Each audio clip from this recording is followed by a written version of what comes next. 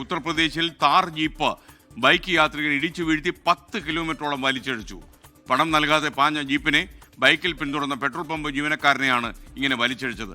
ബുലന്ദ്ശഹർ സ്വദേശിയായ 22-കാരൻ ഹർഷ് ഇപ്പോൾ കസ്റ്റഡിയിലായി.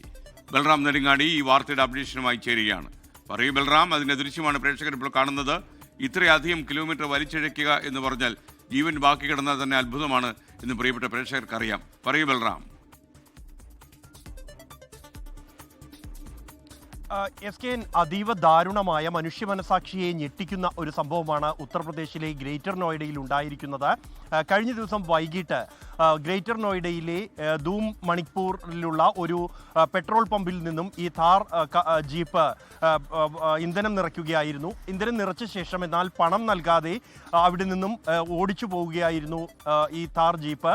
ഇതിനെ പെട്രോൾ പമ്പ് ജീവനക്കാരൻ ഒരു ബൈക്കിൽ പിന്തുടരുകയായിരുന്നു. ഏതാണ്ട് 8 കിലോമീറ്ററോളം പിന്തുടർന്ന ഘട്ടത്തിൽ ഈ ബൈക്കിനെ ഈ താർ ജീപ്പ് ഇടിച്ചു വീഴ്ത്തുകയും തുടർന്ന് ആ വാഹനത്തെ വലിച്ചിഴയ്ക്കുകയുമായിരുന്നു.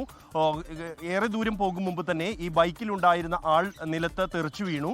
തുടർന്ന് ഏതാണ്ട് 10 കിലോമീറ്ററോളം ഈ ബൈക്കിനെ ഇയാൾ പുറകിൽ വലിച്ചിഴച്ചു കൊണ്ടുപോയി. ബൈക്കിന് തീ പിടിച്ചു. ഇത് കണ്ട് പരിസരവാസികൾ പോലീസിനെ വിവരമറിയിക്കുകയായിരുന്നു. തുടർന്ന് ആദ്യഘട്ടത്തിൽ പോലീസ് ഈ വാഹനം തടഞ്ഞു നിർത്താൻ ശ്രമിച്ചെങ്കിലും ഇയാൾ പോലീസ് വാഹനത്തെ കണ്ട് നിർത്താതെ വാഹനം അതിവേഗം ഓടിച്ചുപോയി. തുടർന്ന് 2 പോലീസ് സ്റ്റേഷനുകളിൽ നിന്നുള്ള പോലീസ് സംഘം 10 കിലോമീറ്ററിലേറെ ഇയാളെ പിന്തുടർന്നാണ് ഒടുവിൽ കസ്റ്റഡിയിലെടുത്തത്.